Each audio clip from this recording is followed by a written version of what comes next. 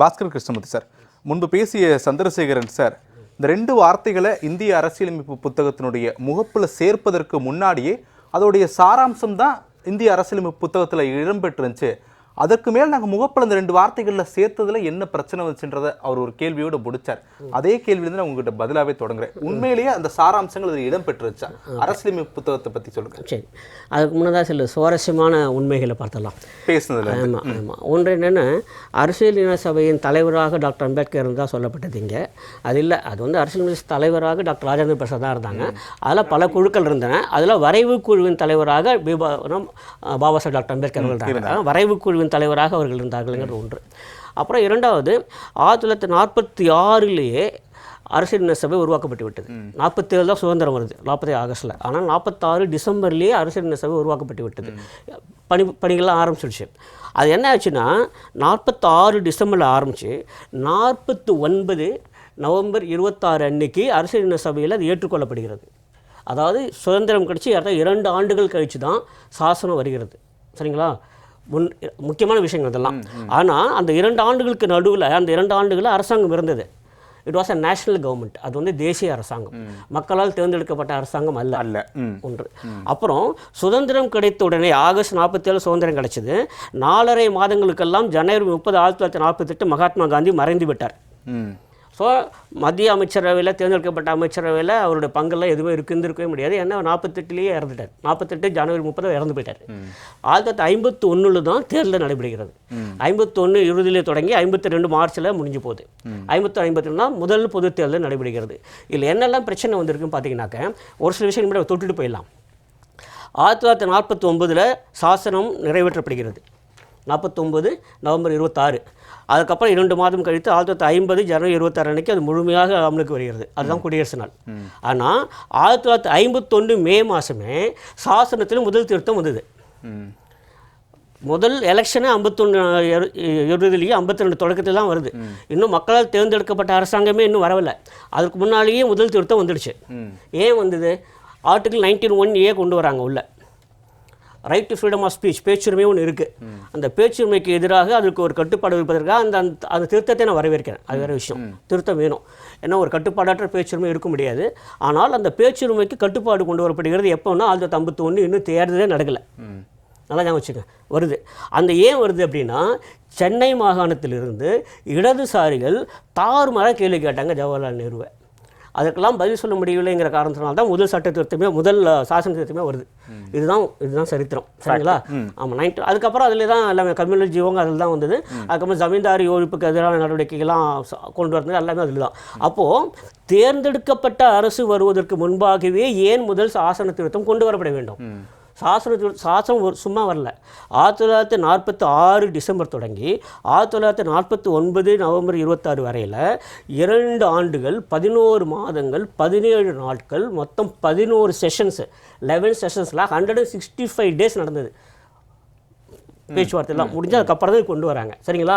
அவ்வளோ தூரம் கொண்டு வர ஒரு சாசனத்தை மக்களால் தேர்ந்தெடுக்கப்பட்ட ஒரு அரசாங்கம் வருவதற்கு முன்னாடி அவசரமாக ஏன் திருத்தணும்? நீங்கள் யோசிச்சு பாருங்கள். அது என்னென்ன பேச்சுரிமை பறிக்கப்பட்டது. நான் பறிக்கப்பட்டது சொல்ல மாட்டேன், கட்டுப்பாடு கொண்டு வரப்பட்டது. அதை முழுமையாக வரவேற்கிறேன். அது வேறு விஷயம். சரிங்களா? அது மட்டும் இல்லாத தனிப்பட்ட முறையில் ஜவஹர்லால் நேரு, இந்திரா காந்தி எல்லாம் எனக்கு மிகப்பெரிய அபிமானம் உண்டு. அவங்க மேலே நான் பெரிதும் மதிக்கிற தலைவர்கள். சரிங்களா? அது ஏன் கொண்டு வரப்பட்டது? சரி, அது போச்சு. அதுக்கப்புறம் 24th அமெண்ட்மெண்ட் கொண்டு வராங்க. அது ஏன் கொண்டு வராங்க? சாசனத்தை திருத்துவதற்கு நாடாளுமன்றத்துக்கு என்ன அதிகாரம் இருக்குன்னு சொன்னாங்க. 1971 கொண்டு வராங்க. அது ஏன் கொண்டு வந்தாங்க? ஏன்னா அதுக்கு முன்னால் தான் கோலக்நாத்ங்கிற கேஸில் சுப்ரீம் கோர்ட்டே சொல்லுது, கான்ஸ்டியூஷன் சில விஷயங்கள் நீங்கள் கை வைக்க முடியாதுன்னு. அதெல்லாம் இல்லை, நாடாளுமன்றம் திருத்துவோம், அது என்ன வேணால் நாடாளுமன்றம் எல்லாத்தையும் அதிகாரம் இருக்குது, அடிப்படை உரிமைகளுக்கு கூட நீக்குவதற்கு அதிகாரம் இருக்குது சொல்லி 24th அமெண்ட்மெண்ட் கொண்டு வராங்க. அது யார் கொண்டு வந்தது? அது எப்படி வந்தது? 1973 தான் கேசவானந்த பாரதி வழக்கில் மாண்புமிகு உச்சநீதிமன்றம் சொல்லுது, தி லார்ஜஸ்ட் பெஞ்ச் எவர் இந்தியாவில். அதுதான் சொல்லுது, there is something called basic structure of the constitution. அரசமைப்பு சட்டத்தில், சாசனத்தில் ஒரு அடிப்படை கட்டுமானம் இருக்கிறது, அதை நீங்கள் மாற்ற முடியாது. ஆர்டிகல் 368 மூலம் நீங்கள் ஒரு கான்ஸ்டியூஷன் அமெண்ட்மெண்ட் கூட நீங்கள் கொண்டு வர முடியாது, சில இடங்கள் நீங்கள் கை வைக்க முடியாதுன்னு சொல்லுது. அடிப்படை கட்டுமானத்தில் நீங்கள் கை வைக்க முடியாது அப்படின்னு சொல்லுது 1973. சரிங்களா? நல்லா வச்சுங்க. ஆனால் அந்த அடிப்படை கட்டுமானம் என்னங்கிறத அவங்க இது வரைக்கும் விளக்கமாக சொல்லலை. அடிப்படை கட்டுமானத்துக்குள்ள என்னெல்லாம் வரும், இதெல்லாம் வராது அப்படிங்கிற சொல்லப்படலை. சரிங்களா? இது ஒன்று. அப்புறம் 1975 எமர்ஜென்சி வருது. அந்த அந்த அந்த சீக்வன்ஸ் நீங்கள் பார்த்தீங்கன்னாக்கா பல பேர் இதுக்கெல்லாம் பதில் சொல்ல வேண்டிய கடமை இருக்குது அவங்களுக்குலாம். 1975 எமர்ஜென்சி வருது, 1976 42nd அமெண்ட்மெண்ட் வருது, 42வது திருத்தம் வருகிறது. அப்போ தான் இந்த சோசியலிஸ்டிக் அண்ட் செக்குலர்ங்கிறது வருது. அப்போ 2 விஷயங்கள் நடந்தது, பெரிய விஷயங்கள். ஒன்று உங்களுக்கே தெரிஞ்சிருக்கும், கச்சத்தீவை தாரவாக்குறாங்க. இந்தியாவின் ஒரு பகுதியை தாரவாக்குவதற்கு நாடாளுமன்றத்தில் தீர்மானம் கொண்டு வரப்பட்டதா? நாடாளுமன்ற ஒப்புதல் தரப்பட்டிருக்கிறதா? இன்றைக்கு வரைக்கும் கேட்குறேன், இருக்கிறதா? அது எப்படி நடக்க முடியும்? அதே மாதிரி நீங்கள் சாசனத்திலிருந்து நீக்குவது என்பது வேறு. சாசனம் வந்து ஒரு அரசியல் நிர்ணய சபை ஏறத்தாழ 3 ஆண்டுகள் உட்காந்து முடிவு பண்ணி கொடுக்கக்கூடிய ஒரு சாசனத்தில் நீங்களாக கொண்டு வந்து பிரியாமல் 2 வார்த்தைகள் சேர்க்குறீங்க. நான் அது முழுமையாக உடன்படுகிறேன். எனக்கு வந்து சோசியலிஸ்ட் மேலே முழு நம்பிக்கை இருக்கிறது, செக்குலரிசம் மேலே முழு நம்பிக்கை இருக்கிறது.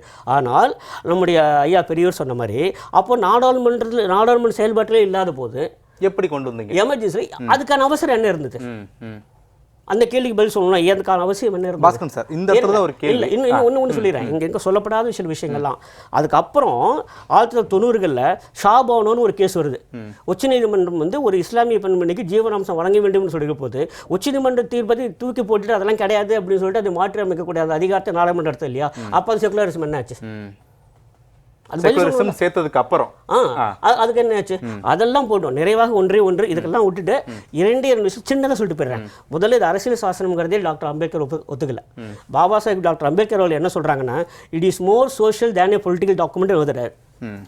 இது அரசியல் சாசனம் அரசியல் ஆவணம் என்பதை விட இது சமூக ஆவணம் அப்படின்னு தான் டாக்டர் அம்பேத்கர் குறிப்பிடுறாரு. சரிங்களா? நான் தான் எப்பயும் பொதுவாக சாசனம் சொல்கிறது, அரசியல் சாசனம் சொல்கிறது இல்லை. அப்புறம் நிறைவாக ஒன்று 1994 இல்லை 2003 ஒரு அமெண்ட்மெண்ட் வருது, 91st அமெண்ட்மெண்ட் வருது, 91வது அமெண்ட்மெண்ட் 10th ஷெட்யூலும் கொண்டு வராங்க. அதான் என்ன பண்ண கட்சி தாவல் தடை சட்டம்.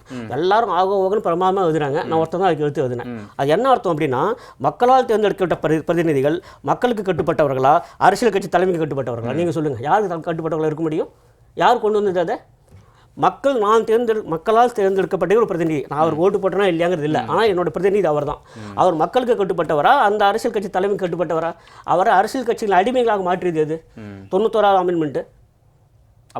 வெறும் வார்த்தைக்காக மட்டும்தான் அரசியலமைப்புல சேர்க்கப்பட்டதுன்றது உங்களோட பேச்சு. வி தி பீப்புள் ஆஃப் இந்தியான்னு மட்டும் தொடங்குவோம் நாம பிரியாம்பிள்ல. We the people of India having solemnly resolved to constitute India into a sovereign social secular democratic republic சொல்றோம். இவ்வளோ சொல்கிறோம் கான்ஸ்டியூஷனில். ஆனால் மக்களாகிய நமக்கு இருக்கக்கூடிய அந்த உரிமையை எடுத்து அரசியல் கட்சி தலைமையிட கொடுத்தாங்கல்ல. அது காரணம் என்ன சொன்னாங்கன்னா, இல்லை நல்லா கட்சி மாறிடுவாங்களாம். கட்சி மாறவங்க தண்டனை கொடுத்துருப்போங்க. அதுக்காக மக்கள் பேர் தூக்கி நீங்கள் அரசியல் கட்சிகளை அடிமையாக மாற்றிட்டீங்கல்ல. இன்னைக்கு அரசியல் கட்சி என்ன சொல்கிறதோ அதுதான் பண்ண முடியும், மக்கள் பேர் செயல்பட முடியும். சார், இப்போ நீங்கள் இவ்வளோ விவரங்களை நீங்கள் சொல்கிறீங்க இல்லையா? ஒவ்வொரு காலத்துலையும் இவங்க என்னென்ன அமெண்ட்மெண்ட் கொண்டு வந்தாங்க, அதெல்லாம் எப்படி ரிஃப்ளெக்ட் ஆச்சு அப்படின்றது. அப்போது இவ்வளோத்தையும் நம்ம பொருத்தி பார்க்கும்போது பெயரளவுக்கு மட்டும்தான் 1975 அந்த பெயர்கள் சேர்க்கப்பட்டது அப்படின்றத புரிஞ்சுக்கணுமா? இல்லை, அதுதான் சொல்லுங்க. அவசரம் என்ன தான் கேட்குறேன். இங்கே பாருங்களேன், அது முன்னாலும் இந்தியா செக்குலராக தான் இருந்தது. 1975 முன்னால தேவை என்னன்னு எடுத்துக்கலாம். அது வரைக்கும் அப்படி இருந்ததா? அரசியல் காரணம் தான், அது அரசியல் காரணம் தான். ஆனால் அந்த சேர்ப்பை நான் ஏற்றுக்கொள்கிறேன். செக்குலருங்கிறதோ சோசியலிஸ்டோ ஏற்றுக்கொள்கிறேன். ஆனால் அது கொண்டு வந்த நடைமுறை இருக்குல்ல, அது சரியில்லை, அது அரசியல் காரணம். சரி, நம்ம பேசுவோம். சரிங்களா? ஸோ இதெல்லாம் வச்சு பார்க்குற போது நிறைவாக ஒன்று இதுக்கு எல்லாம் பதில் சொல்லி ஆகணும். 356 பிரிவு வருகிற போது டாக்டர் அம்பேத்கர் ஓப்பனாக சொன்னார், எனக்கு இதில் விருப்பம் இல்லை, but I hope that will remain a dead letter in the constitution சொன்னார். ஆனால் 134 முறை மாநில அரசுகள் கலைக்கப்பட்டன. 356 கீழே 90க்கும் மேற்பட்ட விஷயங்களில் காங்கிரஸ் தான் அந்த மாநில அரசுகளை கலைச்சது. அது மிகவும் முக்கியம் பாதிக்கப்பட்டது கேரளாவில் வந்து 1959 கேரளா கவர்மெண்ட் ஏன் கலைச்சாங்க? 1951 மக்களால் தேர்ந்தெடுக்கப்பட்ட அரசு வர்றதுக்கு பஞ்சாப் அரசாங்கம் ஏன் கலைச்சாங்க? அப்போ 356 இப்படி வேணா பயன்படுத்தலாமா? அப்படிங்களா இருக்கு இல்லையா? இது மாதிரி பல விஷயம், பல கேள்விக்கு சந்திரசேகரன் சார் நான் அவருக்காக சொல்ல வரல, எனக்குள்ள இருக்கிற இல்ல சந்திரசேகரன் சார் தான் சொல்லணும் இந்த விவாதத்துல. ஆமா, சந்திரசேகரன் இருக்கிற கேள்வி சார் நிறைவான கருத்து தான் சொல்லணும்னு நினைச்சேன். நிறைய விஷயம் பேசணும். முக்கியமான விஷயம் மட்டும் கூட்டாட்சி தத்துவம் பற்றி நிறைய பேர் பேசுறாங்க. 42வது சட்ட திருத்தத்தின் மூலம்தான் மாநில பட்டியலில் இருந்த கல்வி பொதுப்பட்டியலுக்கு மாற்றப்பட்டது. அது வந்து கூட்டாட்சி தத்துவத்துக்கு ஒத்து வருதா, எதிரானதா, அதையும் சொல்லணும்ல.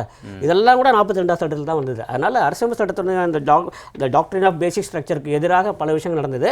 ஆனால் இதில் ஒன்றே ஒன்று என்னென்னா, 1978 42வது சட்டத்தில் இருந்த பல விஷயங்கள் மாற்றப்பட்டன 44வது திருத்தத்தில்.